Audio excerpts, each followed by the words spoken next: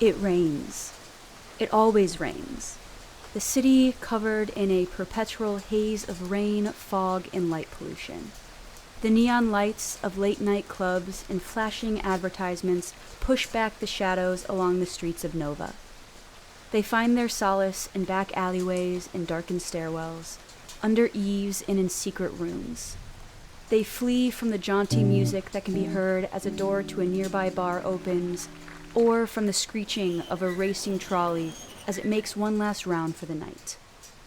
The flashing lights and squealing sirens of an enforcer's car echo through a street somewhere. The large clock tower, light from within, displays the late hour of 2 in the morning. And at 2 o'clock in the morning, the shadows have to find some place to play.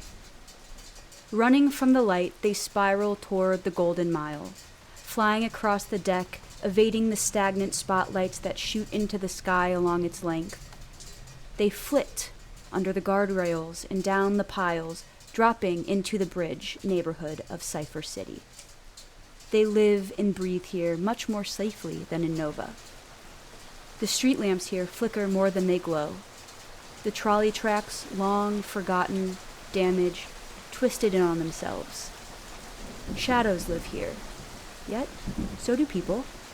Someone stumbles out of a bar with a neon pink sign that reads circus, the S having broken away and turned upside down, boots splashing through the puddles that have collected in the broken cobblestone.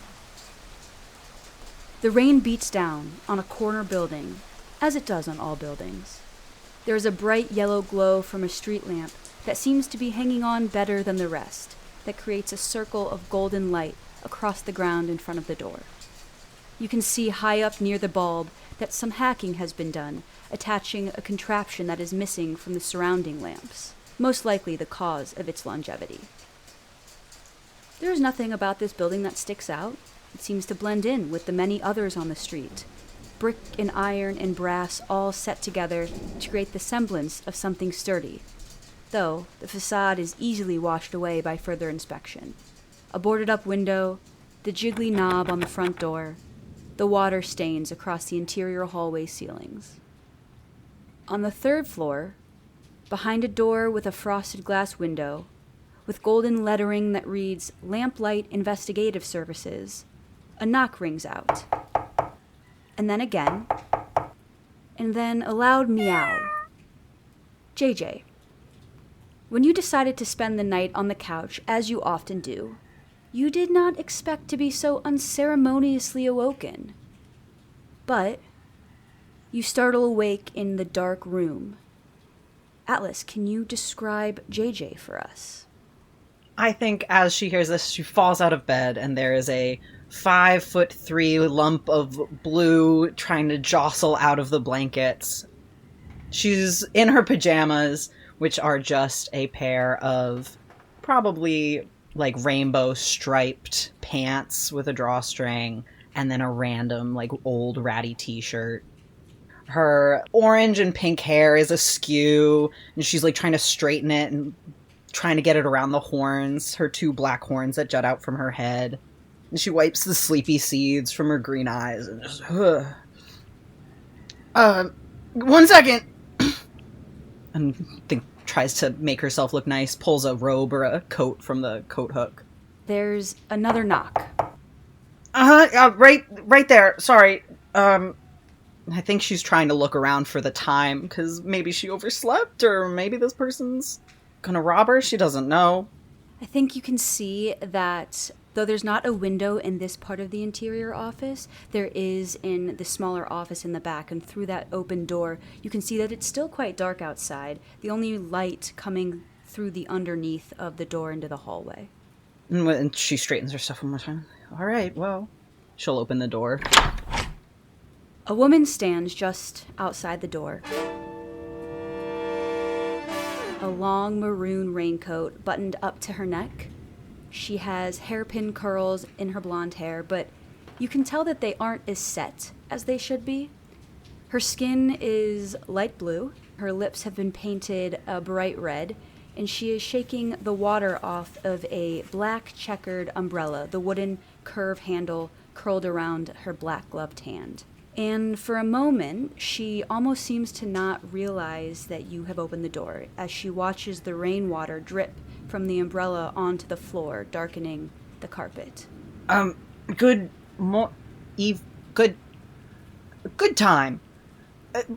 How may I help you? She kind of startles. Oh, sorry. Forgive me. She peers at the lettering on the door that's open now. I am in the right place, correct? That kind of depends. What place are you looking for?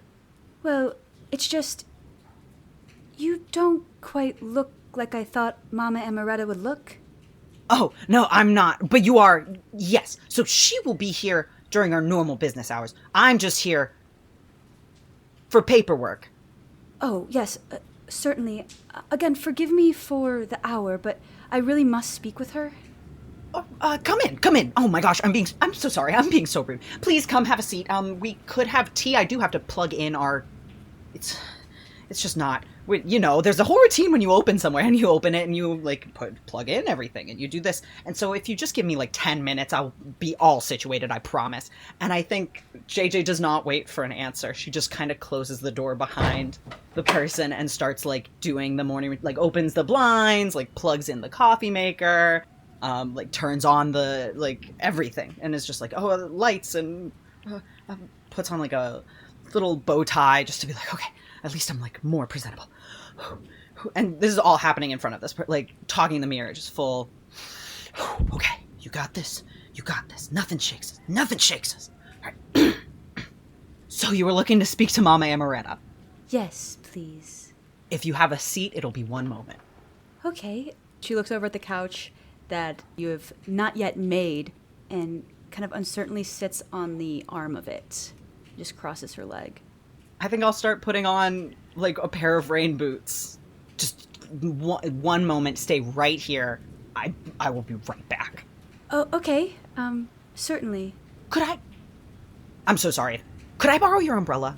She looks at you and she says, "You could, but would it not be swifter to call her?"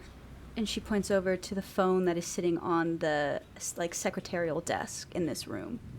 Okay, well, here's the thing. So Mama has children. Thus Mama. Well, I think she'd choose it anyway, but that's not the point. And it's a little bit late. And I just, calling it that, I don't want, the whole house. But it is, you're right, it is important. It's urgent, but. She holds out her umbrella to you. Thank you. I'm so fast. I'm the fastest runner that you have ever seen, unless you've seen really fast runners. Opens the door, starts just huffing it. You begin your trek in the rain, your rain boots sloshing through the puddles in the cobblestone streets, umbrella kind of whipping in the wind as you dash with it. You're taking yourself over to where you believe Mama Amoretta is, where she lives, her home. It's not too far from the detective agency, a few minutes, especially with the speed that you're taking yourself at. And you knock on the outside door to the home. Mama Amoretta, where are you? What is your current state of being? So, since it's 2 a.m. and Amoretta has some free time, she's probably has spent pretty much the entire night poring over what notes she has about Dimitri's disappearance. And there's just a glass of wine. It's probably barely a sip left in there, and a bottle set out as well. She kind of looks a bit tired around the eyes and everything. Her hair, which is normally up in a bun, her dark loose curls that have bits of gray in them, as she's 50 years old now, and she looks great for her age, but it's starting to show a little bit that her age is catching up with her. And she's wearing kind of the classic Victorian nightgown almost. So, if this was in the dark somewhere, you might mistake her for a ghost, perhaps. So she hears the knock, and she'll get up and stretch her tired legs a little bit and try and crack her aching back and go and open up the door and see who's knocking at this hour. As you pull the door open, you see a bedraggled, wet, even with an umbrella, JJ, looking nervous and barely awake and anxious. JJ, baby, what you doing out all the way out here so late? Some people could even say that it's early, and really, I'm just getting a start on the day. I'm not, but that could be what is happening. Anyway, there's someone at the office, and they need to speak with you, and I didn't want to call in case I woke everybody up. But now I'm just realizing that I had to knock on the door anyway, so really, I didn't really save anybody that much, like, grief or time or anything. So, would you mind, giving me a ride back to the office and also coming to the office? Because there's someone there. I'm sorry, JJ, it ain't no problem, but both my kids are grown now. You could have just called. Ain't nobody here but me. Especially at this hour. Well, that is such a true statement. You know what? Let me get you a change of clothes. You're wet. You might catch a cold. Hold on real quick. Let's make sure you get dry first, and then I'll get you on a drive back to the office. Promise we would be there super fast, and actually, randomly. I'll bring you change of clothes so you can change at the office. Okay, thank you. She's gonna kind of get dressed a bit quick. She's just gonna kind of throw on the vest and throw her skirt, like, over her nightgown. Because, you know, it's really early. She's not gonna try and do the whole change and throw her coat on, grab her cane, and make sure she goes down to Yarrow's closet and pulls out some clothes that she knows is JJ's size. And she'll just kind of gesture for JD to follow her out to the vehicle, and so that they can head back to the office. You climb into the front of this fairly well-kept yet old, black with brass trim on it, car, and you start it and it putters to life as you switch on the windshield wipers to rid the windshield of rain, and you drive back to the detective agency offices. Joe, what have you been doing this evening? Joanna is in her apartment. She's actually just rolled over in her bed, where she is not there alone. This was fun, yeah? She rolls completely out of the bed and starts to get dressed, takes a dress off of the floor and hands it to the lovely woman that she took home from the circus. I'm getting a quite obvious hint in this moment that we're done here. Oh, well, I have a lot of work to do. There's this coffee machine that I've been trying to fix. I brought it home from work. It's not really, it's really driving me crazy that I can't get just a single decent cup of coffee at the office, you know? I mean, honestly. But, would you like a cup? I was just about to try brewing it again. Do you want me to stay and have a cup, or do you have a lot of work to do and want me to leave? Well, I mean, I could give you a to-go cup if you wanted. I think I'll pass on the coffee. All right. I mean, she takes a pocket watch out of her trousers that she's just kind of shrugged on. I guess 3 o'clock in the morning is actually quite a good time to start drinking coffee, if you really think about it. Early start to the day. But I understand if you don't want to stick around. It's really nice to meet you. Yeah, I guess it was. I think I'm still a little hazy from the drinks. That's right. You know, actually, I am going to brew you a cup. And then she goes over to one of the only other furniture pieces in her room, which is a gigantic work table. And it has all sorts of gadgets on it. A lot of them are taken apart, broken, or they're just bits and bobs, pieces of things, coils, gears, light bulbs, plugs. And she takes this sort of amorphous shape out of the center of it, and there is a coffee pot on it. So I guess you can assume that that's the coffee maker. And she fiddles with it for a little bit, gets some beans out from somewhere under the table and pours the grounds in. All right, okay, so if I did this correctly, and she presses a button and a terrible grinding noise occurs. Oh, shit. Okay, water. Water is we need that for this part. She runs over to her sink, grabs some water in a dirty wine glass, and pours it into the coffee maker. The woman has kind of like started to pull the dress on, but when that sound happens, like swiftly covers her ears and then continues dressing. Sorry about the noise. I'm trying to fix that. I can't get past it, honestly. I'm so sorry. Genuinely. Fiona? Yes? Joe, like, breathes a sigh of relief because that is her actual name. I'm so sorry about that. I don't really have any sugar or anything like that. I don't necessarily know how, these gadgets work when they don't look like a normal coffee pot, so I wasn't necessarily certain it was working anyway. I think it is, actually. She, like, peers down to look into the coffee pot, and there is a liquid in there that is brown.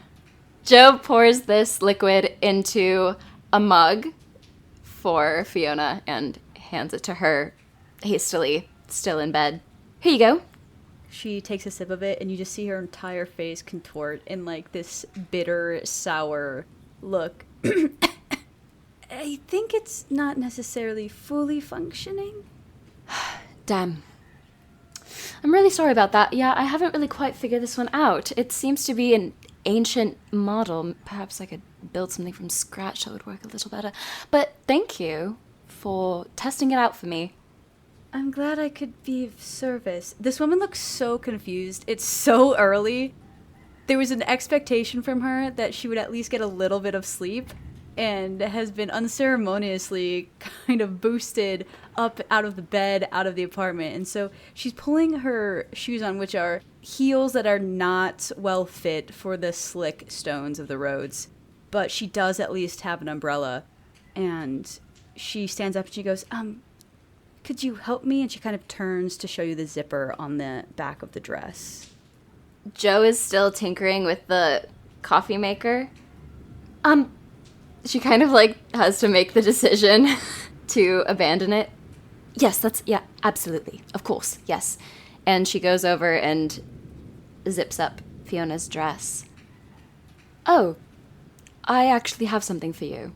Oh, okay. She looks under her bed and digs out what seemed to be, like, almost like flat pieces of metal. Actually, if you would just simply lift your foot. And these pieces of metal attach to the bottom of heeled shoes to make them into, like, flat shoes. And so she screws them on to Fiona's heels. Oh, that's kind of ingenious. Have you maybe thought of, like, branding that? Branding? Selling them? Oh, no. These are gifts for, my friends. Exclusively. I see.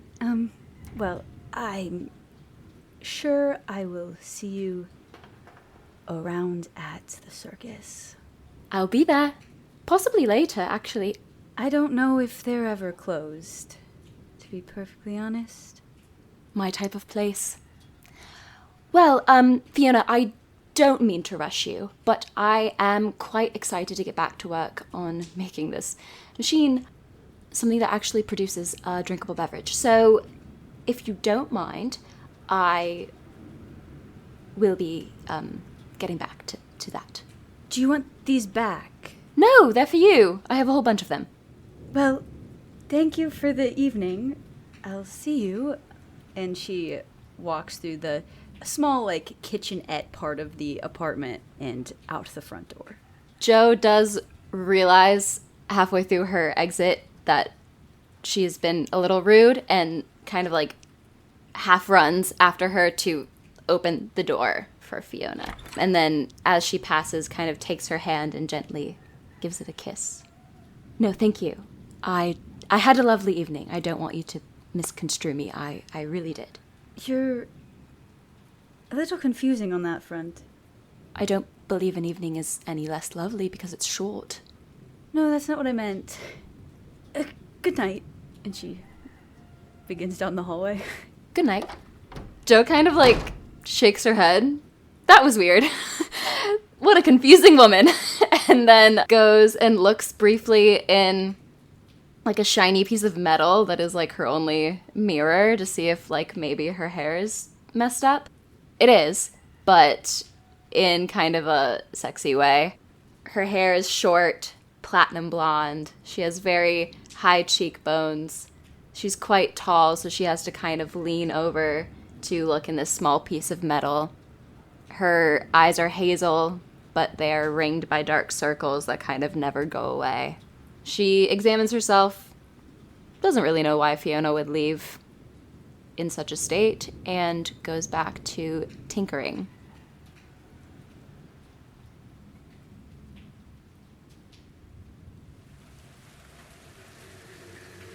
Mama Amoretta, you pull the car up against the broken sidewalk outside of the building that houses your investigative services. And you and JJ step out once more into the night rain.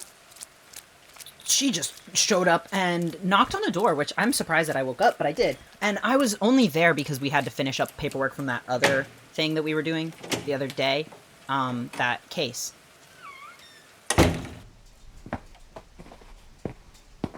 She was gonna go unlock the office and everything. You come into the room and you see this woman who has discarded her rain jacket. It's hanging up on the little coat hook near the door, and her umbrella seems to be hanging off of it as well. It looks like she has tidied the pillows and blankets that were on the couch to create a sitting space for herself, and it also looks like she'd finished brewing the tea that JJ had left on before she left. And you open the door and she kind of jumps and turns around with a teacup in her hand. Mama will just kind of smile and be like, glad to see that you fixed yourself a drink. I would have done it myself if I was here, but... Oh my gosh, I forgot. I totally let the tea... Oh. You're all right, JJ. So I'm Mama Amoretta. It's a pleasure to meet you, although I don't quite know your name. I am Rose Weatherby, and I sincerely needed to speak with you. Well, Miss Weatherby, you could enjoy your tea for a moment, and I'll get to talk to you right quick and see what's going on. I just need to answer this call. Of course. And she'll go and grab the phone and be like, hello? This is Mama Amoretta speaking. Mama, it's Joe.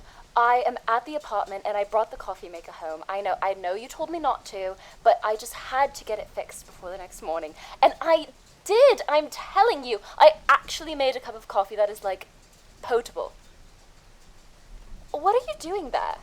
Currently, someone just came in to, I think, request our services at the moment. It's a little bit early, but, if we're needed. But if you want to keep working on my I'll be coffee right machine... there. Okay.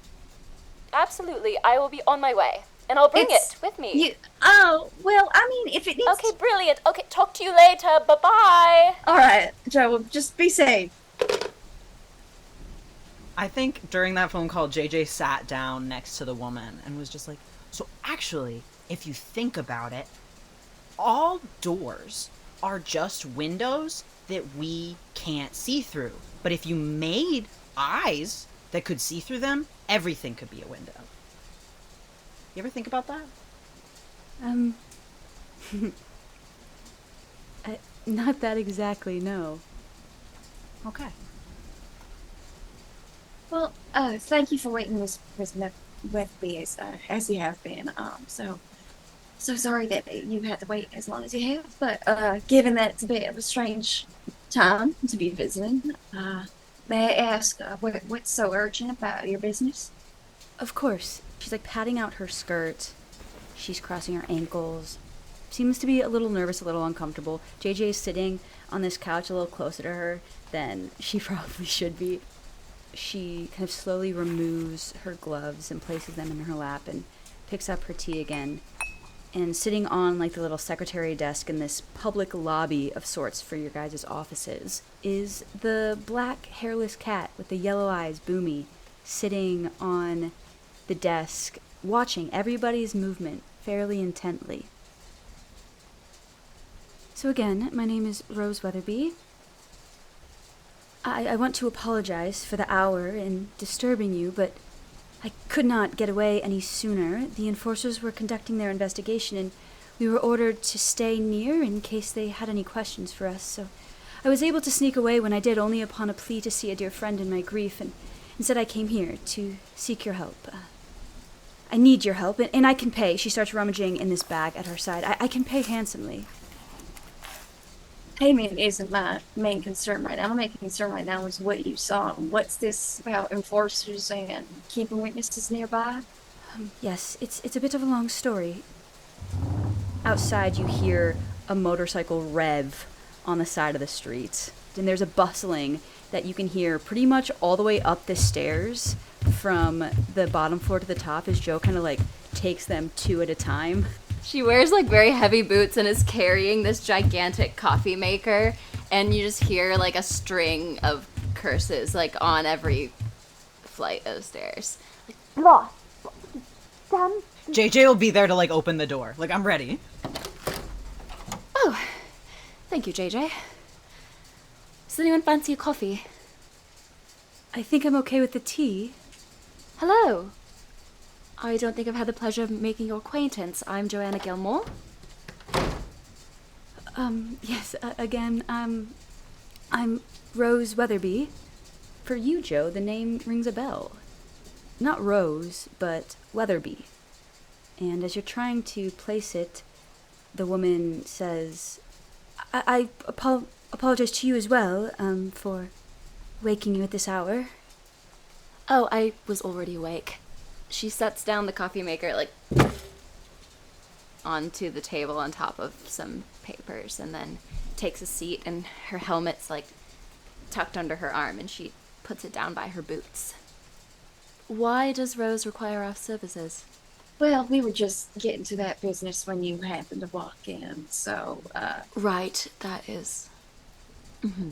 Apologies, Miss Weatherby, if you're a bit overwhelmed by the company. I was going to warn you of another associate of ours coming in. I just, they're both rather quick. It's all right. It's been an kind of uncomfortably wild evening, as it were, so you might as well continue that way. So, to begin, you probably have heard of my mother, even if just in passing, Viola Weatherby. And I think kind of all of you probably have heard that name, but Joe more so. And it has been smattered across newspaper articles, educational journals, clockwork theories. She may not have been the most lauded of artificers in Nova, but she was definitely becoming a household name among those who spend their lives in the world of gadgetry. Well, earlier this evening, she kind of hiccups and pauses, and you watch as her eyes begin to water, and she struggles to compose herself. Amoretta gets some tissues. She thankfully takes them from you, and blots the corner of her eyes a little bit. Sorry, earlier this evening, her life came to an end. Prematurely. Violently. Sorry. Baby, I'm so sorry. Do you want a hug or anything? I'm gonna fix you another cup of tea, and I'm gonna get you some biscuits too. Hold on. Amoretta goes, and she has a little drawer in her desk of little sweet treats and stuff, because kids might come in distress too. So she has sweet treats kind of for people to help them calm down and get their mind off of stuff, because even if it's not gonna fix everything, having a little bit of candy helps sometimes. So she's got some little tea biscuits that are perfect for tea, some shortbread cookies, and she just kind of presents it in front of Miss Weatherby, and so she can help herself. Thank you. She takes one of the shortbread cookies. These actually do sometimes calm my nerves. She takes a little bite, and the crumbles of it kind of fall into her dress, and she pats them away.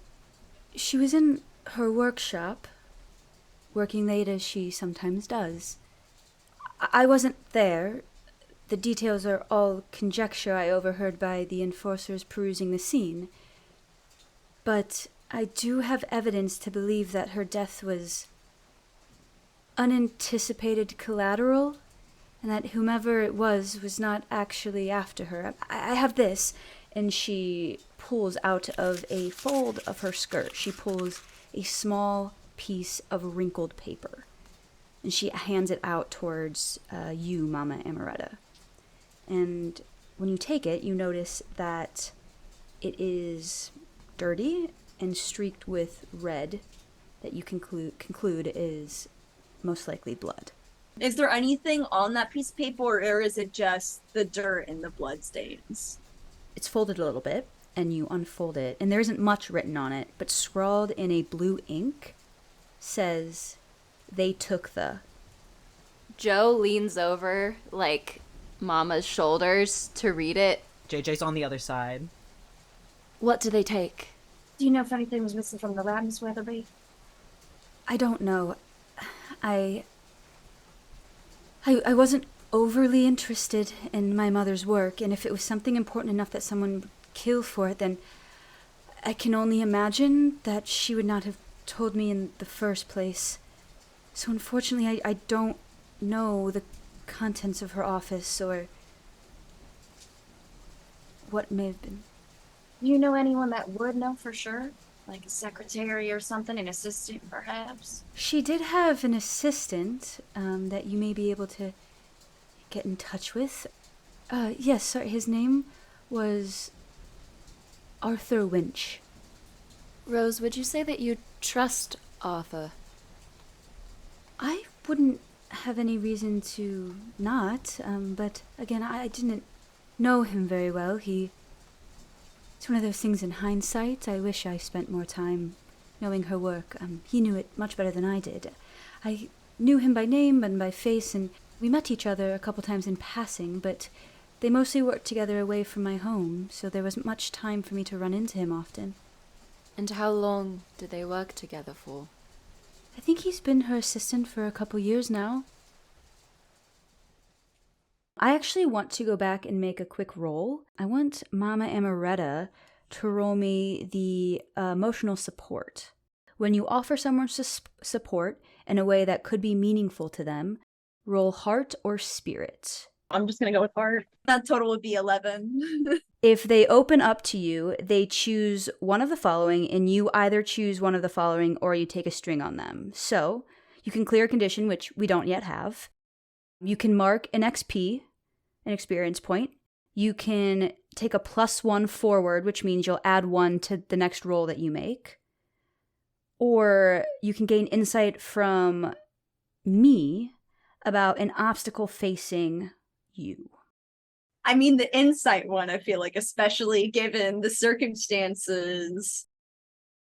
I guess perhaps like insight into this case, like what obviously like the enforcers being kind of really strict about this, but like what obstacles might stand in my way, because I recognize the name, but maybe I don't understand the full weight of that name as much as Joe does. And so with my out of character understanding of the weight of the name, there's what complications might arise from kind of investigating such a public figure's demise. The way that she acts and the way that she carries herself denotes a type of wealth to you. If this is a private laboratory that has already been turned into a scene by the enforcers, one of the hardest things is going to be able to get your own eyes on the actual scene of the crime in this scenario. So you will most likely have to work a roundabout way. You may have to figure out, for instance, this new person, Arthur Winch, maybe befriend them. You're going to have to work a little bit harder on getting into the actual space this crime has taken place in. In terms of like what issues you may have with enforcers on such a high profile case, it will absolutely depend on what you actively choose to investigate. So if you choose to investigate the murder or the theft more seriously, will change how hard it is to be in the same vicinity and presence as these other people doing an investigation. You have in the past known that they don't like it when you step on their territory. I think Mama is of the mind currently, knowing that this was probably a robbery gone wrong. If we find the thief, we're bound to find the killer, or at least more links to the killer, if nothing else. So I think the priority is finding out what was stolen and who might have stolen it and why and where they went.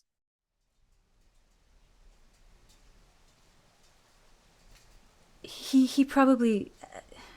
I don't know how much she trusted him with personal inventions of her own making. A lot of the stuff that I know her assistants usually helped her with were simply like note keeping and garnering supplies. You would have to again talk to him. Oh, I will. Do you have any contact information for Mr. Lynch at all that we might be able to use? I don't have any on me, but I could probably find it for you.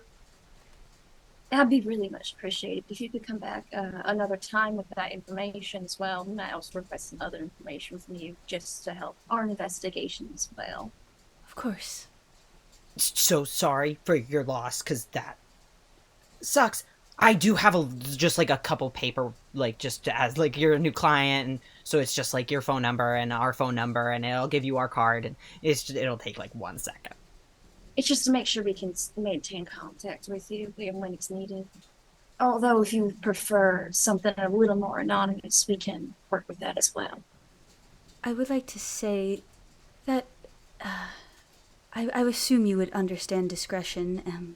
I already had to sneak out. Of course. Is there a mediator that you're comfortable with, perhaps, that you can stand in your stead if you're unable to show up? Anyone that you trust with this kind of information?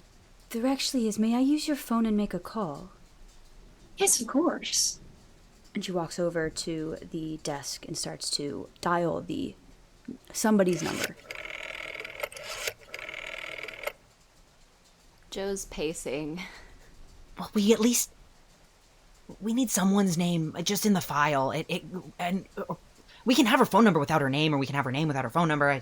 That's the mediary. If they say yes, but if she can, it's just I'm thinking about the cabinet.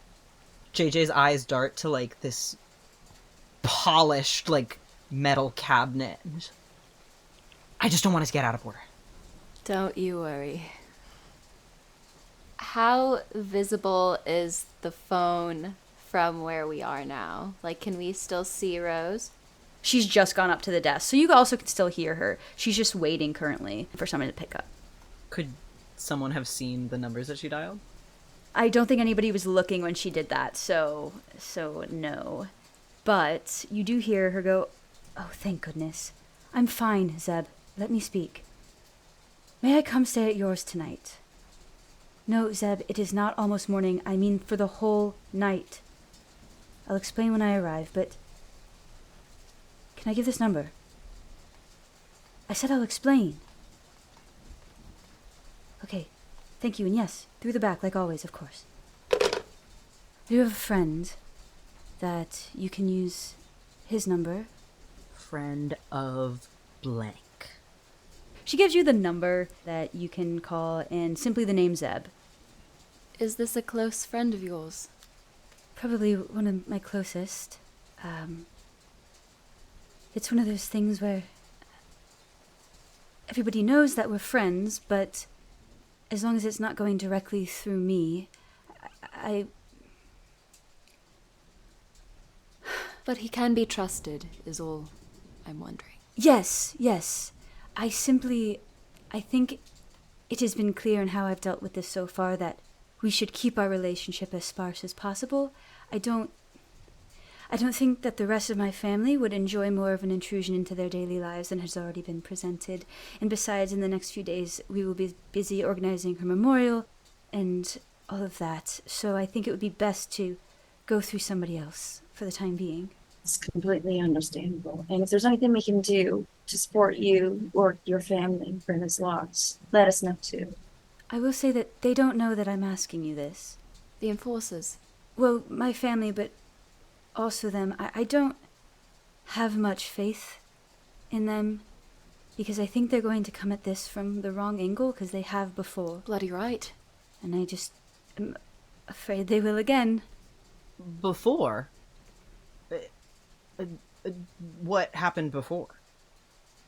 Well, there have been a string of thefts, fuzzy stells, boodles, but no one was murdered during those, and they know what was stolen those times, so I fear that they're going to forego the possible connections to that for a murder investigation, and I don't think that's what they should be focused on.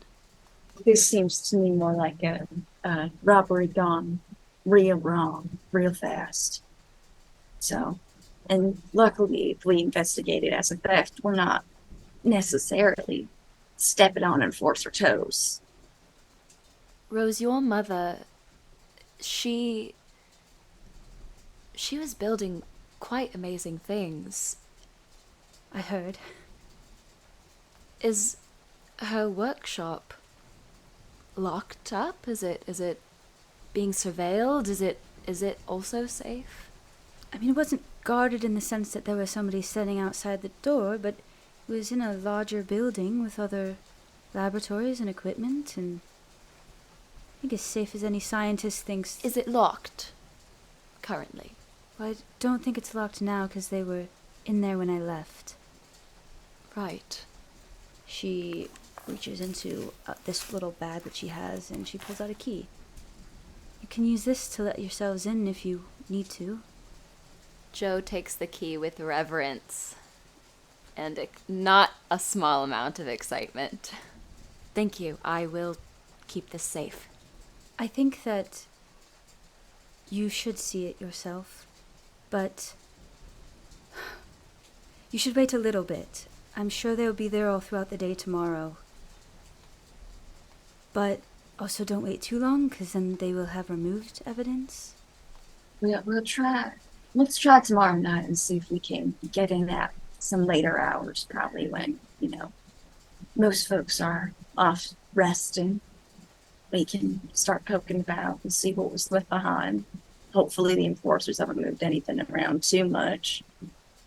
She kind of looks at this little teacup she has in her hand and takes the last sip and sets it kindly on the desktop.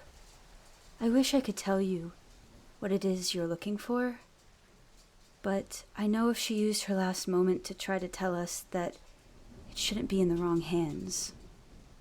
Center of the web, which when someone approaches you to get something from you or threaten you, choose one. And I would like to gain a string on this woman because I don't trust her. I'll say that because you are viewing her as not an enemy necessarily, but like not a friend, that this can be used that way. Do you require payment up front? Well, depending on the customer, we can offer certain payment plans if that's what you prefer. But if you prefer to pay for services up front here and now, we are more than happy to accept that. Or if you would like to do a down payment and then 50% down, 50% once the job is done. These are our most common, and JJ will pull out a binder and be like, so technically, because it's a last minute, you didn't know that something was going to happen, these are the things that we can offer. But if you really want to think about it, this is the most, in terms of the bang for your buck, this is the best. But it seems like tonight might not be the time for big decisions. No, it's okay. I can do 50% now and 50% later. That sounds good. Excellent. Pulls out an old calculator with the paper on it. She pulls out the coins called Oteza that are used as currency in the city, and they come in different sizes and different materials, and she hands over a coin purse of them that would equal the 50% amount that you are asking of her. Excellent. Thank you very much. Thank you, Miss Weatherby. Do you need any transportation to your next possible location? We can drop you off somewhere if you like. It's late and it's rainy. I'm concerned of keeping a low profile. So not the motorcycle, then? Oh, that probably would not be a good idea. It is a black motorcycle. It is hard to see. Well, I've also never ridden a motorcycle and it's raining. It's actually a lot safer than people make them out to be. And she kind of side-eyes Mama Amoretta just slightly. Yeah, up until the day you actually crash. Joe's never crashed when I'm on it. Never. While JJ has been on it. Have you crashed when she hasn't been on it? Have you crashed? Oh, No! Joe never crashed. I don't think we need to discuss this at this moment. But the car? That would be good if you don't mind, though. The place I am going is back in Nova City. It's a bit of a haul. It's a good thing our coffee machine is working. That's actually true. I did get it to start working. And Joe turns around and does a few little things and presses the button and some liquid does come out and it is brown. She kind of pours that liquid into the same teacup that Rose had and was like, I could drive her and perhaps you could review the coffee for me. That's not even Mama's car, that's her husband's car. She kind of has an expression that just kind of screams, I don't know how to respond to this. She's very much on the fence about whether or not she's okay with it. I don't want to cause any problems. I can make my way. Oh, no, don't worry, sweetheart. So long as it's not a scratch on it, when it comes back, you can drive the car this one time. Joe grins. And make sure you don't get pulled over, because we do need discretion. Don't drive too fast. It's raining and it's dark out. Yes, Mom. Don't get pulled over. Yes, Mom. Joe does one little yes movement sort of thing behind Rose's back and then sticks her tongue out at JJ. JJ just mouths I was here first. Sticks her tongue out back. Rose begins to pull her gloves back on, slides her jacket up and over her shoulders, leaving it unbuttoned this time, and kind of just lets her umbrella hang slack at her side. And she looks back at all of you as Joe kind of comes up next to her to leave and says, Thank you. I know this is your job, but thank you. Mr. Weatherby, I'm always happy to help folks out. And if you need anything else or something else happens, do not hesitate to reach out. Let us know as soon as possible, okay? She nods, and she turns to follow Joe out of the office of Lamplight Investigative Services.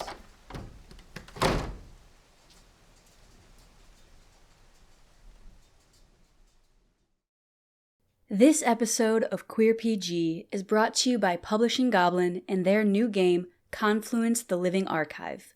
Confluence is a genre-bending game of fantasy, sci-fi, and horror, built to tell character-driven stories. Explore the beautiful and original setting of Ajuria, where phenomena called confluxes bring people together, space and time be damned. Use magic alongside technology to cook your favorite meals, rebel against corrupt power systems, explore sites long forgotten, and create colorful characters and companions for your next journey.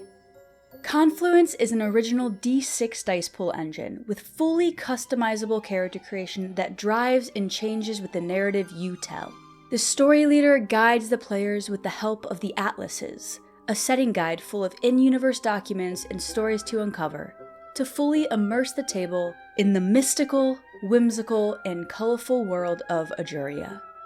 With a team of almost 100% queer folks, a Confluence RPG and a Queer PG partnership seemed inevitable, and we are very excited about watching this game come to life. Confluence RPG is on BackerKit now.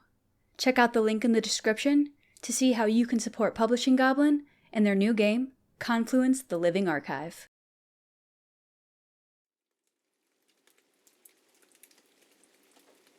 Rose follows you down the stairwell to the outside, and you can see that the rain hasn't stopped, but it has let up a little bit. And you can see the car sitting under the lamppost that you climbed up one day and made work again. Before Rose can even notice that it has left her hand, Joe has taken her umbrella, opened it, and is holding it out over her head. After you. Thank you. She kind of steps out the door, and you follow along with the umbrella to the car door. I unlock the door and open it for her and offer her my hand to step up into the vehicle. She takes it, but you notice it's like not in a way that women usually take your hand when they're like into you.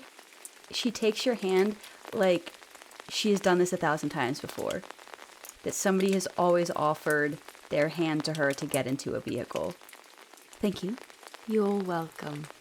And Jo closes the door and kind of like kicks her heels together a little bit as she walks to the other side of the car, because if there is one thing that Joanna Gilmore knows, it is a rich bitch. And she knows that this woman has a lot of money and is very used to money. She gets in the car, starts it, and it makes kind of an awesome noise. Jo always listens to the noises that gadgets make when they start up. She runs her hand kind of over some exposed dials that tell of the gas, the oil, etc., the other things that make the car run. Just admiring the machinery. You hear a chuckle in the seat next to you, and she's kind of like pressed her hands a little nervously into her thighs, but is kind of like regarding you out of the corner of her eye. Is something amusing you? It's just kind of funny how you can spot a person who likes to take things apart from a mile away. I like to know how things work. I grew up around that a lot. Did you? Well, obviously. Did you inherit any of it? It was never for me. Taking things apart? Yeah, not really something I was ever interested in. More of a surface girl, perhaps. I think that's some sort of description. Well, towards Nova then. Yes, if you get us across the bridge, I can direct you further. Righto. And Jo can't help but a tiny little smirk as she starts to drive the car in the direction of the bridge.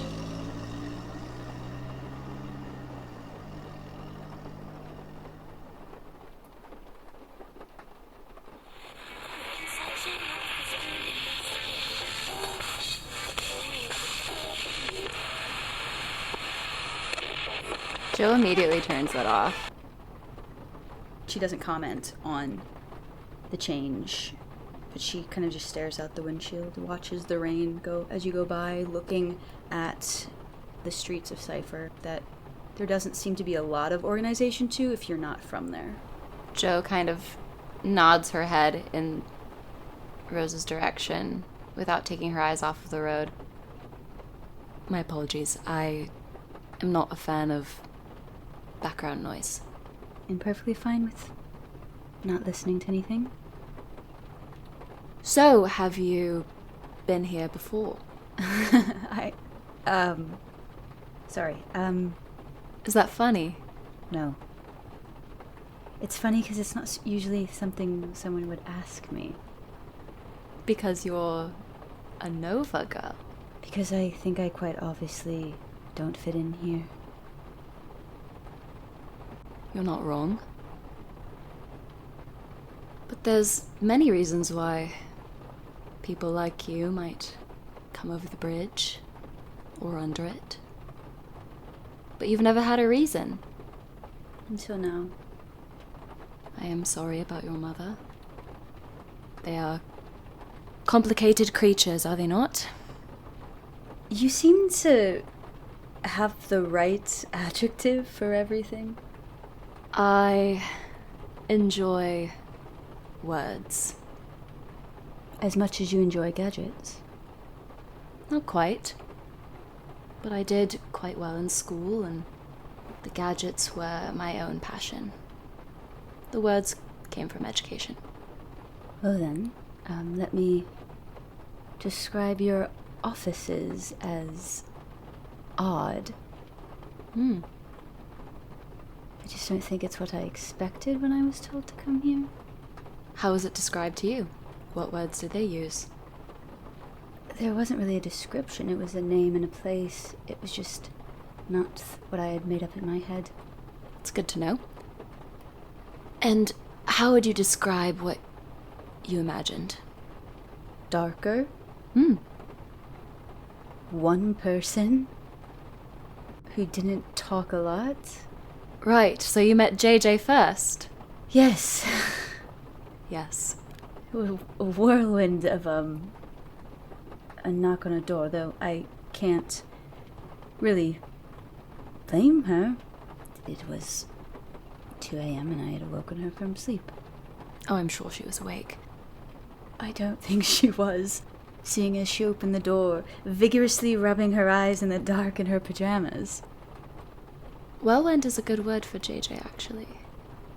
Joe wonders for a moment if JJ only stays up all night when Joe is also there. Because in her mind, both of them never sleep. And that's why she assumed that JJ would be awake, and this kind of makes her reconsider for a moment. Well, I suppose everyone needs to get their rest on occasion. But tell me, who sent you to us? A friend. And she kind of smirks.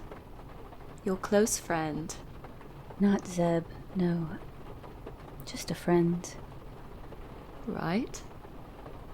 I suppose you are allowed some mysteries.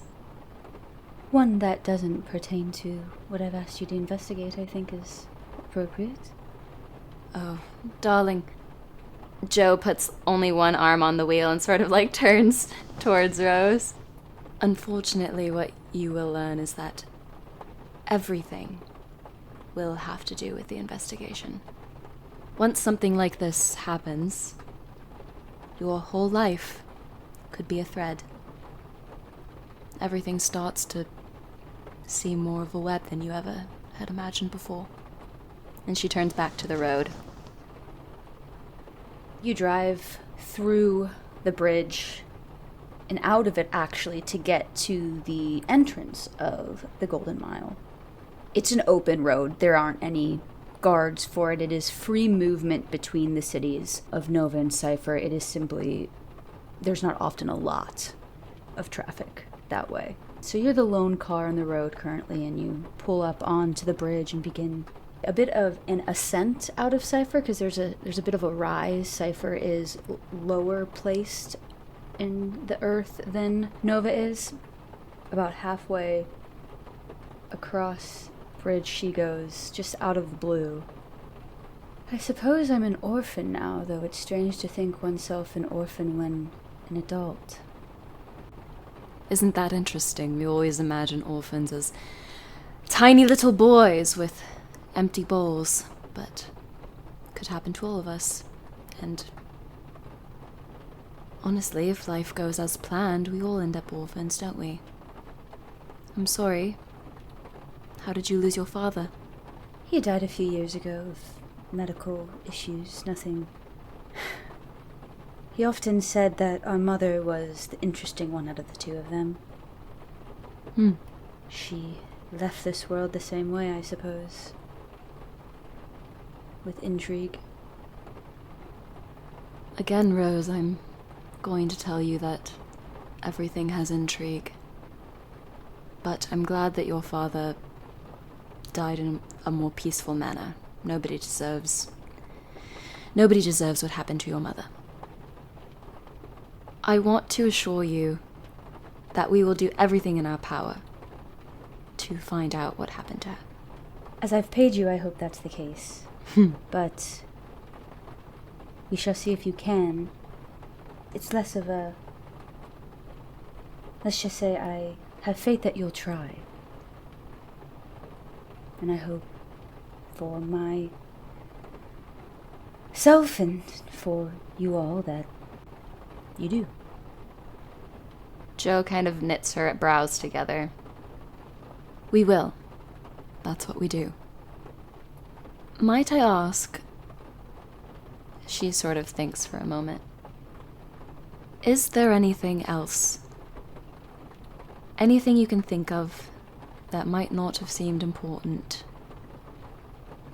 Anything that your mother mentioned that she was working on? I know you said you weren't privy to her machinations, but was there anything, an overarching goal that she was working towards? Something big, for lack of a better word?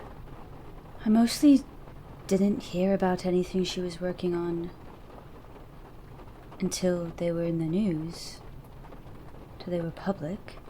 I think in the last few months, she has seemed more excited than usual, but I never asked her because it wasn't something we ever talked about. Jo kind of looks out of her own window. Never. What a shame. I agree. Well, which way are we headed? Of course.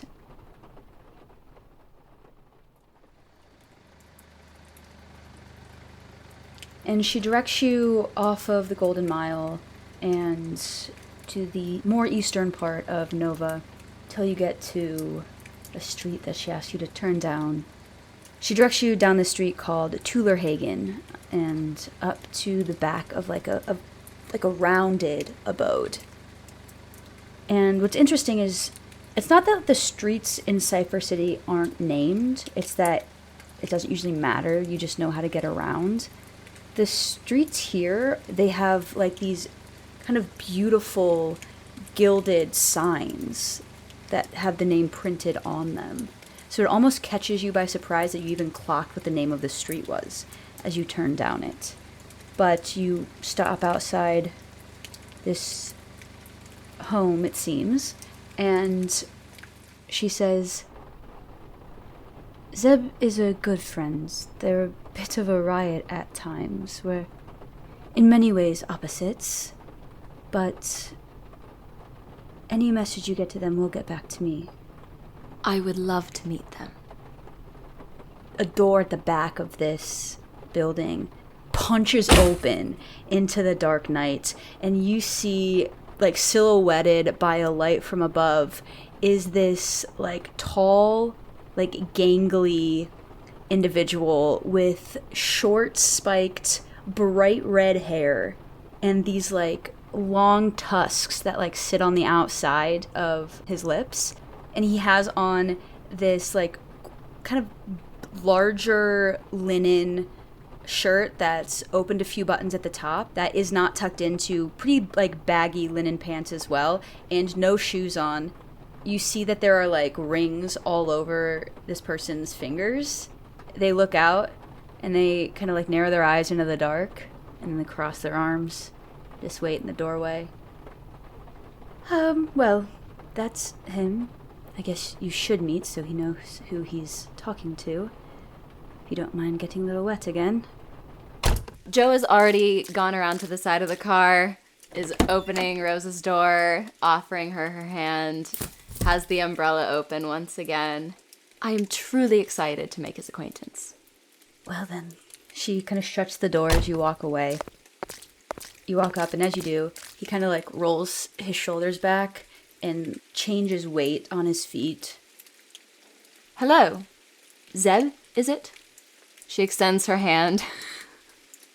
Looks at you. Looks at Rose. Zeb, I said I would explain. This is Joanna. Jo? Joanna Gilmore. Very nice to meet you. He puts his hand out, grasps yours, does the test of, like, your integrity by how good your handshake is.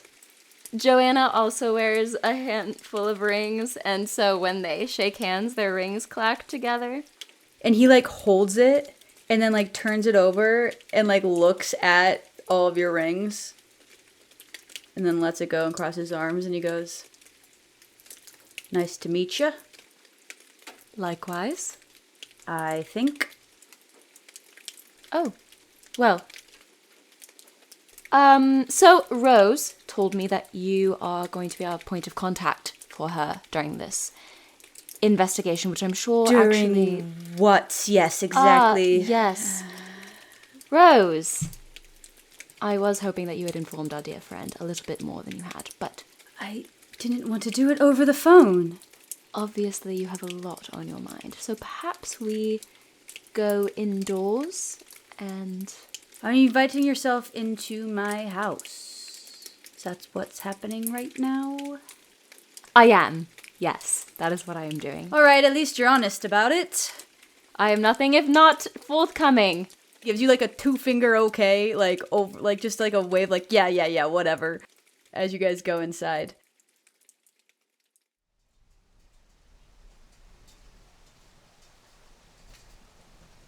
As soon as the door closed, JJ would turn around. I don't trust her. Okay. Care to explain your reasons as to why? Well, she mentioned that there were break-ins, and that is why she thought that it was a break-in and not a murder. But didn't she say that she didn't know if anything was missing? That's true. I think she specified she didn't know what specifically was missing. If she's not interested in the lab, I doubt she knew what the hell's in there. But we can also reach out to this Arthur fella. And if his story doesn't align with what she was saying, we have more reason to be suspicious. But I think for now... Why was she there?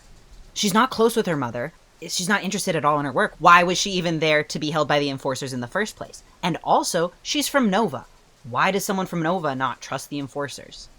I think it is a bit odd, given that this is a high-profile individual. We have a reason to be suspicious, but right now I don't think we have much to act on that suspicion beyond investigating. We've already been told to investigate and seeing whether or not, JJ, that you're right, or whether or not we figure something else out and see that Rose was speaking from the heart. She gave me a bad feeling. And I ran, too. I don't run for just anything. Well, I'm not necessarily doubting your suspicion. You pose a lot of good points, JJ, but, still, this is a person in hellbound. We can look into whether or not these robberies have been happening up in Nova. If that was a lie somehow, then that makes it more suspicious, but these robberies have been happening. There are, unfortunate times where robbery can get way more violent than any party expected. So we can't rule out that possibility either. If you're rich and trying to get rid of your even richer mother, and there's a bunch of robberies happening around you, and you kill your mother trying to frame it as a robbery, if the enforcers are investigating it as a murder, or not as a robbery, then that throws your entire, alibi out of the window? So who would you go to? Not the enforcers, because they always already believe it's a murder. Also, would you ever let me drive your car? JJ, I'll let you drive it if maybe next time I'm in the passenger seat. I already feel awkward about having Joe drive it. Deal. Boomy jumps off the desk onto the floor and slinks over to the couch and starts to lick up the crumbs from the shortbread cookie that Rose had brushed off of her skirt onto the floor. That's not good. Oh, God. And I would argue that Boomy thought that the vibes were off, too. Boomy, did you think vibes were off? See? Jumps up onto the back of the couch and kind of crawls up, to lay behind where JJ is sitting. I'm not doubting you, JJ. Amaretta's gonna start cleaning up the shortbread cookies and, the tea. JJ will hop up and help. I'm not doubting your suspicions, JJ, but either way, if we want to confirm whether or not we're being deceived here, we have to still investigate it, at the very least Arthur, and see what he has to say about the whole situation, considering he probably knows more about it. And, well, we could talk to some enforcers about it, although I'm not particularly fond of such an idea. As, discretion was advised here. But I understand your suspicions, and I'm not too keen on getting framed for murder either, if that's what's going on. I agree, though. As usual. It's your business. You know a lot about it. Yeah, well, you gotta learn stuff quick in my situation. Still don't know everything I probably need to know. We'll learn it, though. Yeah, I hope so. I think in the meantime, we should probably be looking at this string of thefts and seeing if there is a connection, if other gadgets particularly were being stolen at the Nova, or if this is totally unrelated.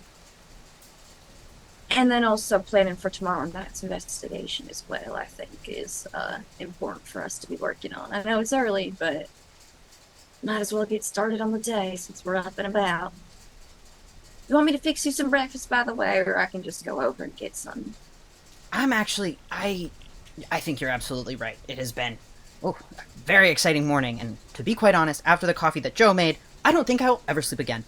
I'm not sure if that's a good thing, JJ. I'll get a head start. Maybe I could head to Izzy's. They might know something about robberies. Not because they're doing the robberies. You know that. Tara, you know. That might be good to look and see. As well, ask around, see what people have heard. Word on the street. And I think JJ's like halfway on with the like rubber boot and then like looks down, hasn't changed out of her pajamas. I'm gonna... And she'll look at like the pulled out bed and like walks over to start folding it up. I'm gonna go home to change. But I already have clothes that I brought. Yes. I don't have any clothes in the office. Amoretta's not going to comment, but she knows exactly where JJ's clothes are in the office. In the back of this office, so we have seen the lobby portion of this, but in the back, Mama Amoretta has a smaller, like, personal office where she'll sometimes take clients from her private meetings. She has a desk, a few filing cabinets, there's a window in the back.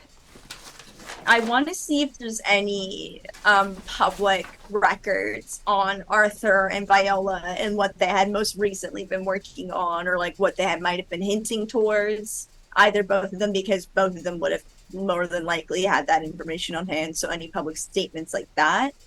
I think in one of the cabinets, she keeps a collection of newspapers that have come out and that she has collected.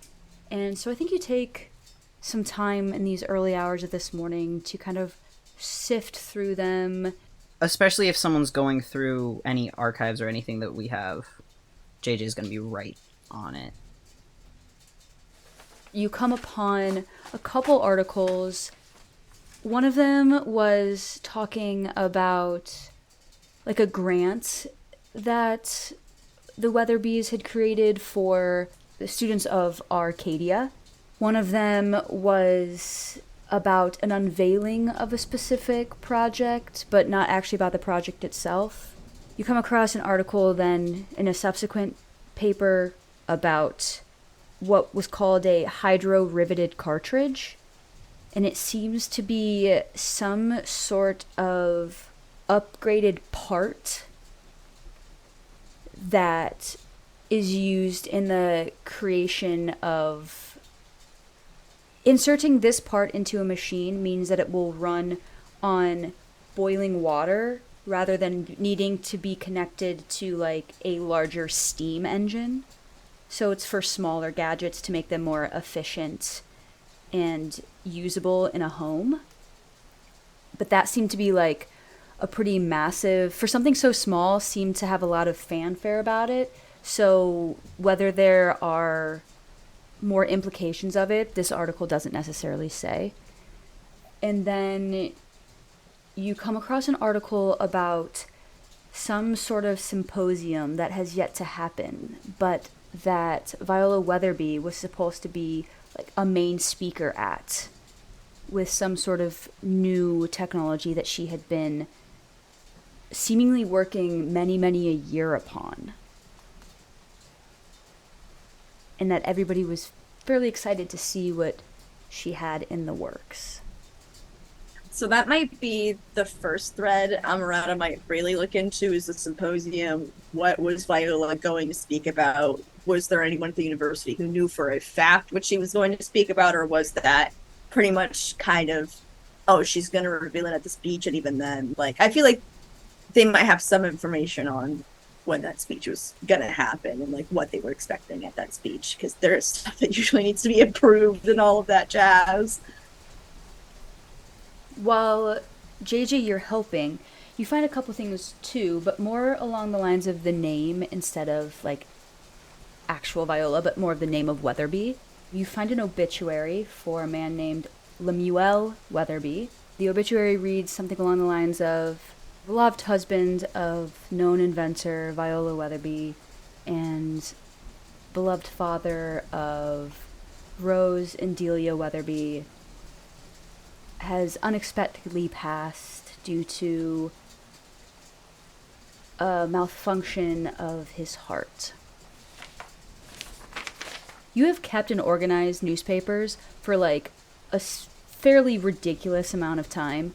You find one from like about a decade ago talking about the coming of age of one Rose Weatherby and like introduction into society and marital options. There's nothing specific in the sense of like she's absolutely going to marry these people, but you see last names of people who seem to be coming up in the same year or a couple years prior. Of Lovegrove is one of the names you see. Boodle is one of the names that you see. And Luck with an E at the end. Mama, did Rose mention that she had a sibling? No. In the obituary for her father, 1, it says malfunction of the heart, which, sketchy. 2, mentions Adelia as at least one of her father's children. So then I guess we will just have to ask first about Delia, then how Delia's taking all of this and gauging that reaction. Or we could talk to Delia first. It's also very true, but we need to figure out where Delia is and if she's willing to talk. Because remember, Rose mentioned that she didn't let any of her other family know about this, so that might complicate things. But if we were hired by somebody to investigate the robberies, That's fair. then we don't have to drop names. And I mean, she might tell us to take a hike, but she might tell us to take a hike if we're investigating her mom's murder. And in the meantime, we can also, if we can, get into contact with her as soon as possible, try and ask around about those robberies and see what's been taken or if anything's been taken at all. And that robbery story was just a cover up. What do you think malfunction of the heart means? I mean, I imagine complications with the heart. Maybe there was like, I might have to ask one of my brothers about that. He might know a bit more than I do. I imagine it's just like a heart attack that couldn't get fixed or something, but it could also have been like some machine parts that were stuck in there. I don't really know if that's possible.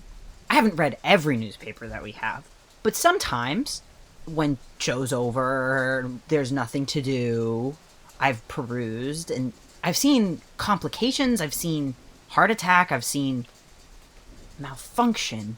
Well, I'll reach out to my brother Antonio then and see what he knows about malfunction specifically.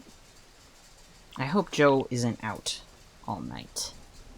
Just hope I get the car back in top shape, which I'm sure is going to happen because Joe is definitely responsible with things like cars.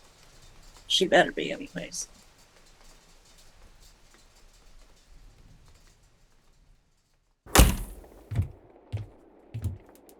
This seems like a structure that somebody would live in. You felt like you were in like a neighborhood type of area when you pulled in, but it feels like you're walking down a utility hallway, but pushes open a metal door at the end of it. All right. It's early in the morning. Just be quiet. Okay. Just be quiet. People sleep. Of course, but, just for my research, which people are we not trying to wake? My boarders, okay? You have boarders here? Do you do background checks on your boarders? You're pushy. I apologize. We just have sort of a sensitive situation here. I understand, so be quiet until we can talk. Fine. He opens the door out of this like utility hallway, and you enter into this massive kitchen.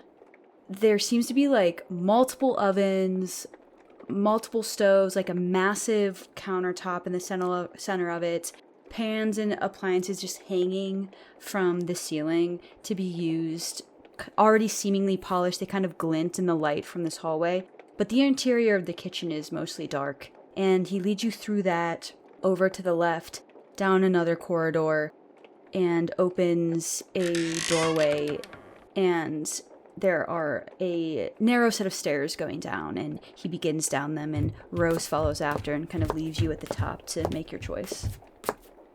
She puts her hand unconsciously on the dagger that she keeps on her hip, feeling a little uncertain of going in such closed quarters, but then she follows them.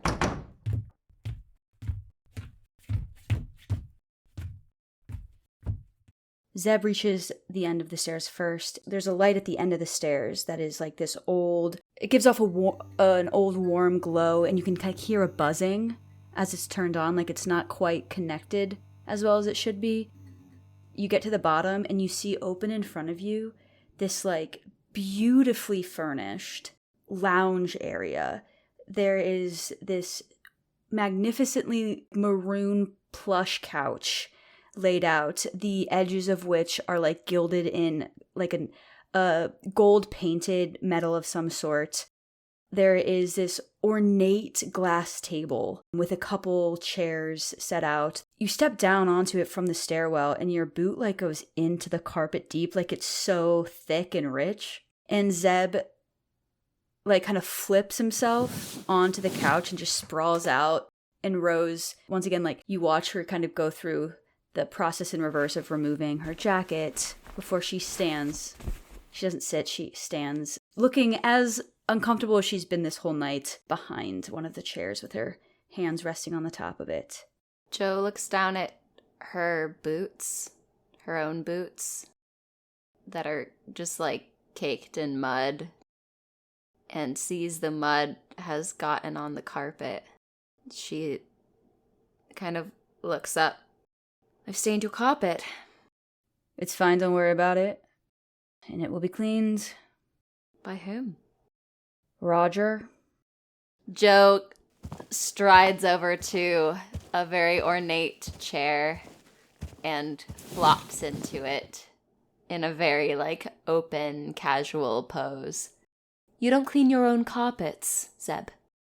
No, 'cause I've got Roger. Do you want to see him? Perhaps at a later time. I was just telling Rose that in an investigation of this sort, every single detail becomes important. All right, so that means you want to meet Roger. Cool. He grabs out of a drawer this like little remote control, presses a purple button on it, and a door flips down in the back of this room. It is probably about 3 feet high. It is like a rounded hull metal cap thing, and it sits up on like a square box, and it has arms in the sense of like metal contraptions that stick out from the side of it with different implements on the ends of them, and it begins to make its way across the carpet. Jo immediately like springs to her feet and kind of creeps towards it, but does like stays out of its way so that she can just watch how it moves, and gets as close as she can and observes and says, I am delighted to meet Roger. Most people are. Did Viola build him? I doubt she built this specific model. I'm sure some of the parts she created were used in its production, but... Yes, you can see here, actually, the metals, they don't match. You can see the line where it's been welded. She added on this little... It almost looks like a viewfinder, but perhaps it helps it find his way. It's a delightful addition. Roger doesn't tend to run into things, so I'm sure this model was made with that in mind. She created something like that, didn't she, Rose? At some point? I think she did create something that is used in optometry a lot of the time. I don't know how it works. Maybe it can be used on machinery too. I wouldn't know. Zeb, do you know anything about this invention? Anything more? I do not know anything about how it works except that it cleans my carpet. All right. Fair enough. Zeb, are you going to keep Rose safe? Usually do. Do you? She sends a wicked look over to Rose. Is that your normal position? No, she's my friend and I like my friends being safe. Right. Of course. Do you not like your friends being safe? Jo sort of like leans towards him, puts her hand like on the back of a couch and says, I make sure that my friends are safe. Personally. Cool. Very cool. Zeb, I would love to know your relation to Rose. Truly. How did you meet? Oh, yeah, I think I was like 8 years old and I pushed her off a swing. Childhood friends. Indeed. And you grew up around Viola as well. I mean, I grew up around her in the sense that she was Rose's mom. Do you like become best friends with your friend's parents? Is that your thing? I'm trying to figure you out. No, I wouldn't say that. I actually never met any of my friends' parents. We all went to school together, but away. They all died? Away from our parents. Good God, you're dark. And Rose kind of clears her throat and says, Zeb, Has he always been like this? abrasive? Yes, Annoying? quite. Asking questions you shouldn't? I see now you are comparing us to each other. I did not get it until this point. You were saying? Zeb, coincidentally enough, my mother is dead.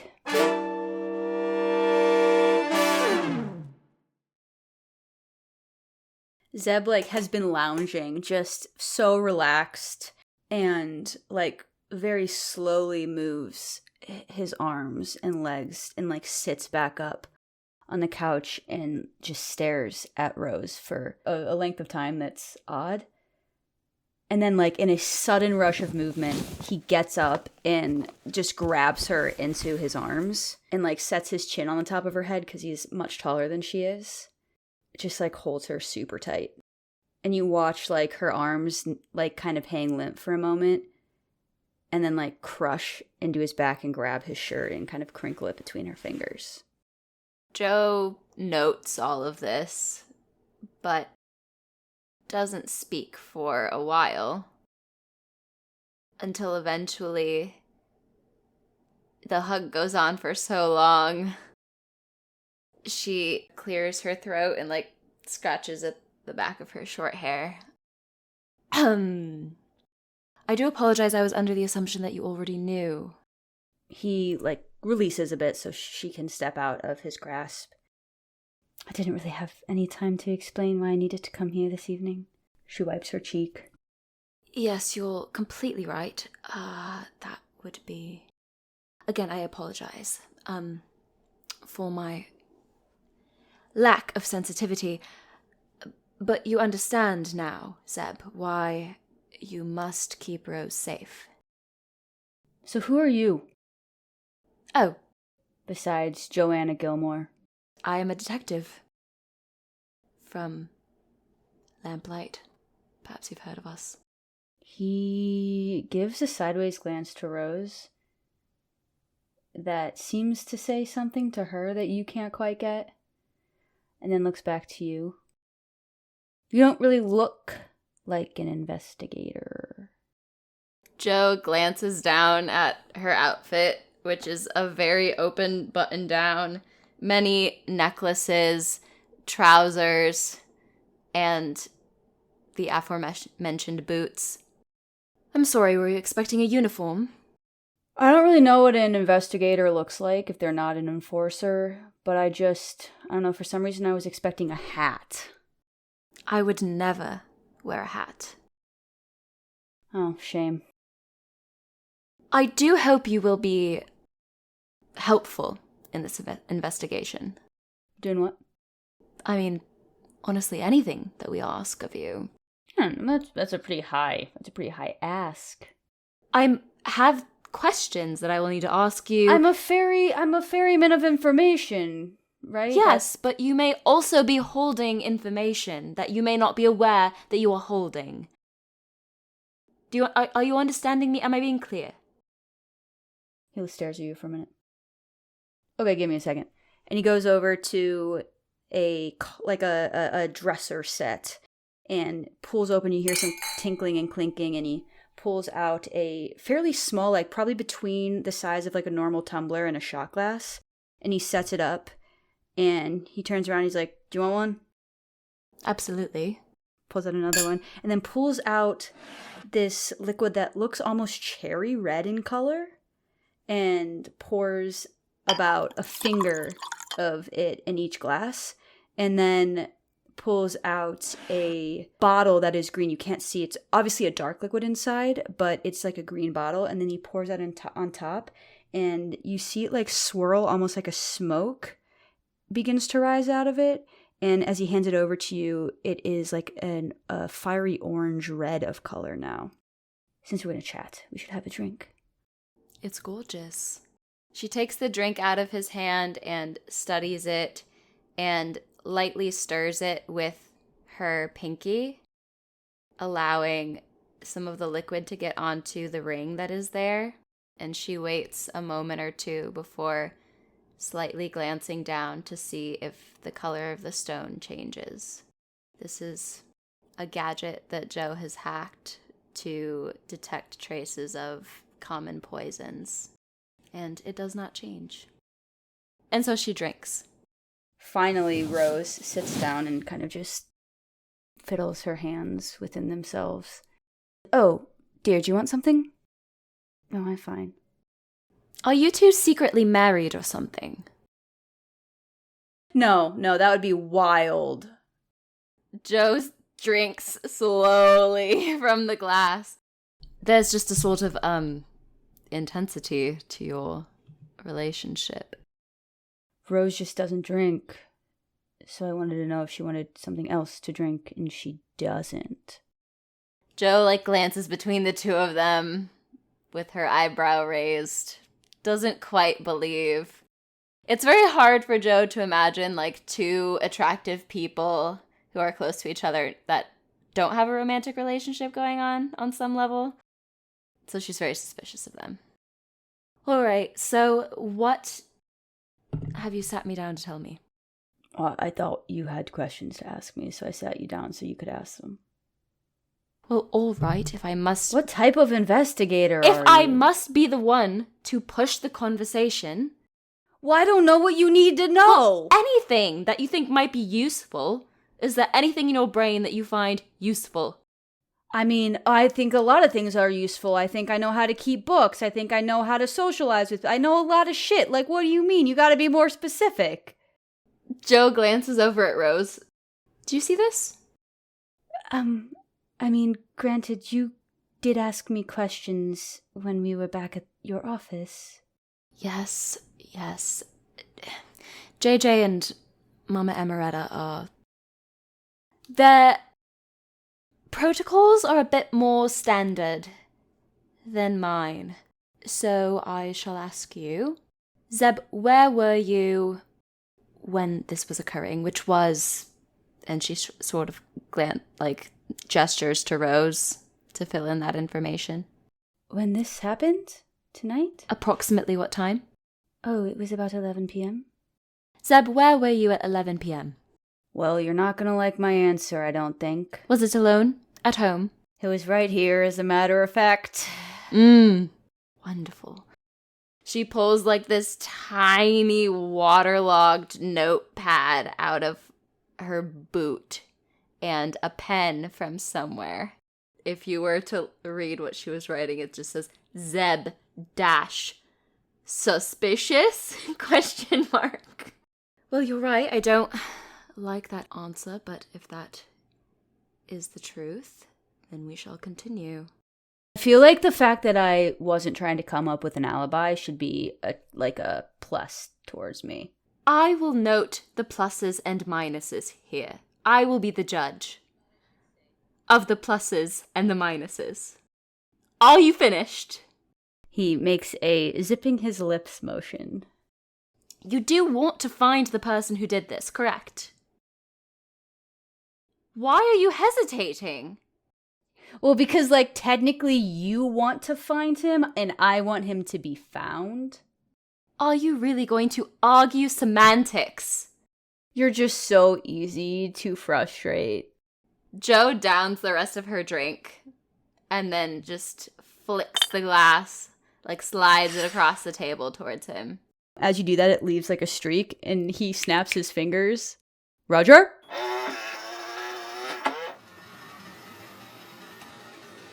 Jo tries really hard not to look at Roger when he comes over. As he comes over, there's a compartment on the side of the dome that slides open, and one of the appendages reaches in and pulls out a rag and then wipes the table with it and then discards it back inside, and it closes. That's really cool, and Jo definitely watches that happen and kind of peeks in to see what that compartment looks like. Zeb, do you know of anyone who would want to kill Rose's mother? Do you need names? Names would be useful, yes, if you thought of anyone. Yeah, well, I don't got any of those. I would like to remind you that this is real and serious, and that this is the mother of your trusted friend, who I would imagine you had some love in your heart for. Now, is there any useful information that you can leave me with that I can take back to my colleagues that could lead us towards bringing justice to this woman, or do you just simply not care? I think there's a difference between not caring and not knowing. Fine. He stands up, as you do, and they kind of cross their arms. For someone who, found out that a stranger's parent died in the last, hour or so, you seem pretty riled up about it. Isn't this, your job? It would not be my job if I did not get riled up about it. A lot of people should have your feelings about that. And I think a lot of people do. So possibly the better place, if you're taking your ire than against a friend of the person who just lost their parent, is to go see some inventors that worked closely with her. I don't know names. I don't know her that well. Rose wasn't even that close with her. But other people do. Could you give me a starting point?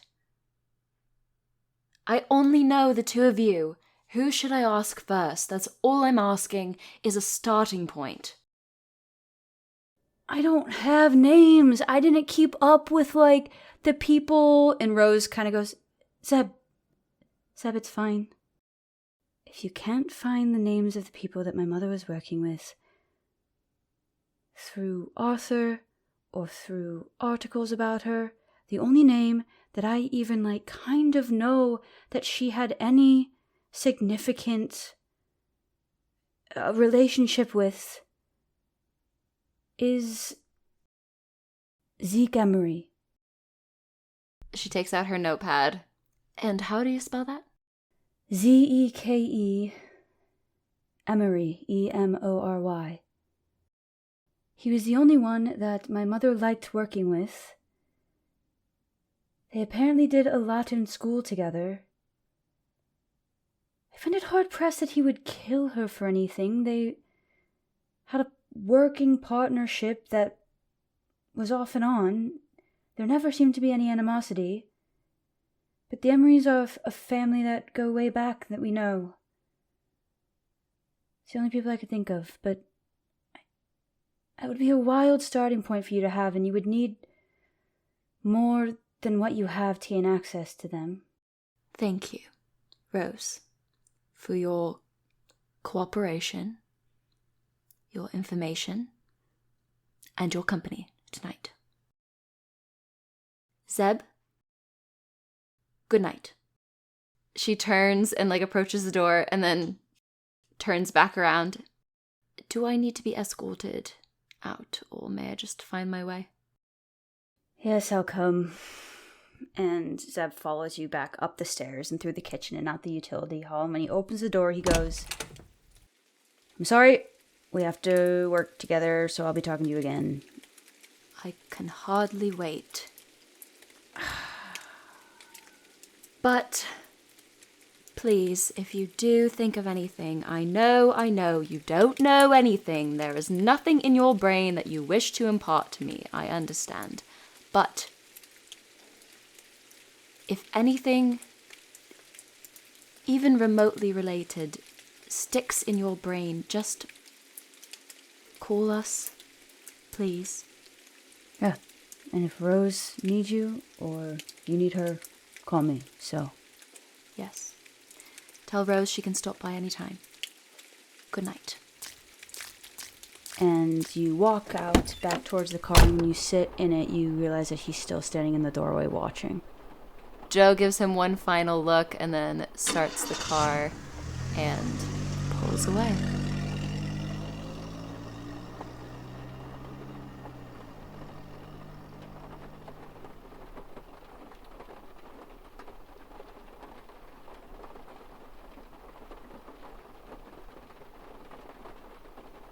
I think by the time that you are pulling back up at Lamplight Investigative Services, the light of the sky is beginning to lighten as much as it will with cloud cover, but you can tell that dawn is making its way into the world. You park, the street lamps themselves are kind of dimming as the sky brightens, and you climb back out.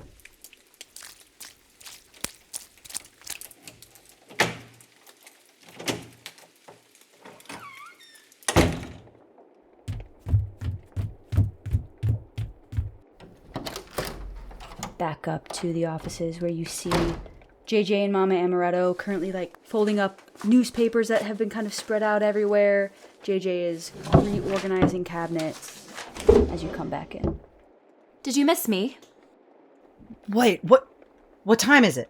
It's a record. I promise I took very good care of the vehicle. And she holds out the keys and drops them into Mama's palm. Okay, thank you. I'm gonna hold you to that. Make sure there's no scratch in there. You know I would never leave a single scratch. I'm responsible. Of course you are. Did you meet the contact? Did you learn anything from them? Anything new you learned at all? Yes, I met the contact. He is quite insufferable. His name is Zeb. Quite a large man, childhood friend of Rose. They grew up together, but somehow neither of them are very close to the victim. After much cajoling, told us about Zeke? Do I remember reading about it, Zeke? There would have been some small articles listing him as a partner on certain projects, but a few, not a lot of hers are her own and hers alone. But he's been seen as a partner on a couple of them. In what fashion it is never clear.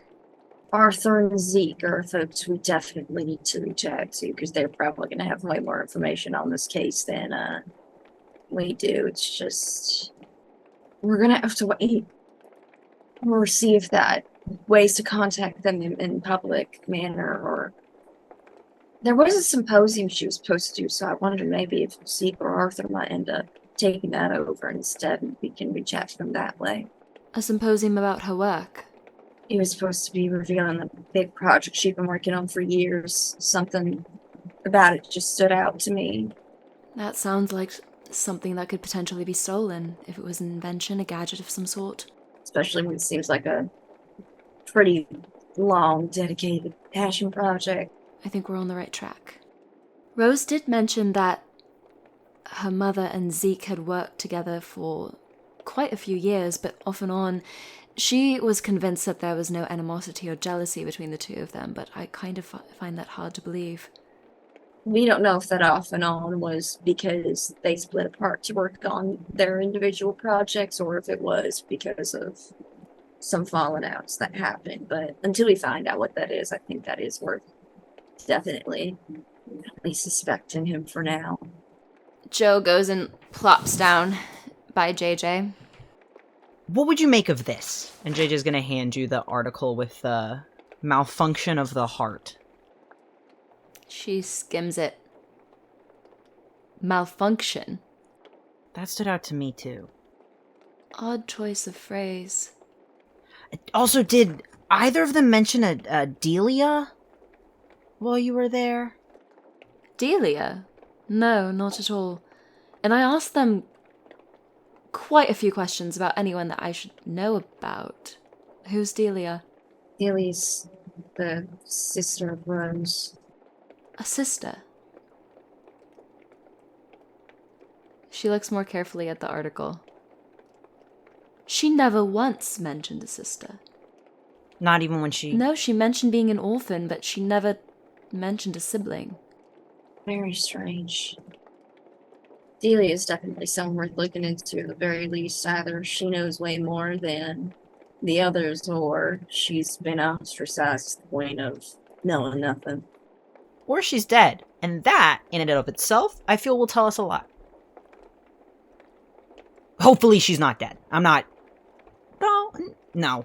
Of course we hope that Delia is alive. I feel like there might have been a public record about her death if she did die. Right. That's true. We don't have anything on her besides this.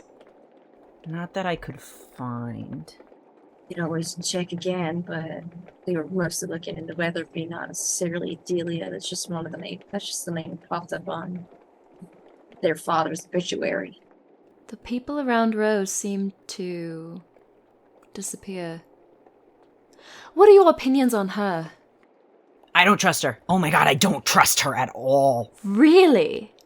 Well, okay, so you come into, it's 2 in the morning and so you escape So the enforcers to come get us? Exactly. Especially from Nova? I'm sorry, I didn't stop trusting the enforcers until after I left Nova. She told me she's never left Nova before tonight. Did she tell you who recommended us? She wouldn't say. She just said a friend. Zeb. No, a different friend. Wait, so Zeb was not the friend? Is Zeb the friend? No, I have Zeb written down as the friend. she has many secretive, close friends that I have to... It's like pulling teeth to get information out of these people. It almost seems like they don't want to give information. They claim not to know anything, but this is her mother, for Christ's sake. Saying that the enforcers are focusing on the murder aspect, but not the theft is... So you're coming to us to solve your mother's murder when they're focusing on the murder, but you think that they should be focusing on the theft? Viola was a brilliant woman. It's usually stuff like tunnel vision that can really affect a case. So if the police decide that it's one sort of thing, they're only going to be looking for someone that had motive to murder and not just steal. Which means they could be looking for an entirely different type of criminal and the wrong criminal. That's, I think, Rose's concern is they might be tunnel visioning on what they think it is when broader scope is needed. But I think we are right to be suspicious, especially when it comes to cases like this, and not be forthcoming. When it comes to investigation, it's suspicious at best and a hindrance at worst. Do you think Viola could have been inventing something that people didn't want to be made? She was a brilliant mind. I looked up to her. I think that she could potentially have been making something that was maybe bigger than we are thinking. Well, we'd have to find people then, I guess, that have a vested interest in either getting that tech themselves, making sure that tech never reaches public ears in the first place. And those are two very different kinds of motives we're looking at. But both motives worth looking towards. Could be a simple robbery, could be a more complicated robbery where they wanted that for themselves to make sure it just never reached the light of day. Mama, did you find anything? I can reach out to my... Well, I can reach out to my contact. I mean, I'm not sure if any of this is really relevant. There's a grant created by the Weatherbys for Arcadia University a few years back. There's another discussion about a project, but there wasn't really anything specific on it. And then there's another article discussing something called the hydro-riveted cartridges. Hydro-riveted cartridges. From what I understood, what the article was talking about, and I'm no technician or anything like that. I'm not inclined to that kind of world, unlike you, Joe. I was just trying to understand, and I think it's like basically a tiny steam engine for like smaller devices. That's honestly not wrong. So that's what another article mentioned, and then of course the symposium discussion. She was supposed to have a speech. It was going to be coming up real soon, and she was supposed to reveal this project she's been working on for years. It's possible. Could have been a project she'd been working on and off with Zeke on. Maybe he got. And this is all conjecture. Because we're just going to drop theories on the board right now. Oh, I can get the board. JJ pulls out a board. Spool of red string. It's very possible someone felt like they were snubs. And maybe wanted to try and take that and work for themselves, maybe to make a name for themselves, maybe to reestablish a name, maybe a name that's been overshadowed. But that's all conjecture, and we need to look at every possible avenue and see what other doors open up, what doors close. May I read all of these articles? Just put them back on my desk when you're done, please. I will put them back in the correct order, JJ. Thank you. I feel like I've been pretty good about that recently. JJ glances over at the highly, polished cabinets. I've been trying. You have done the best that you could do. Joe grins cheekily. And that is all you can ask of me. And then kicks her feet up on the arm and starts to read and get up to speed. As Jo sits down and begins her own perusal of the documents that Mama and JJ found. I'm gonna be fixing breakfast for everyone. She'll stick around for breakfast, I suppose, if everyone's already there. And you have a little morning of eating and discussing this new case of the theft and death of Viola Weatherby.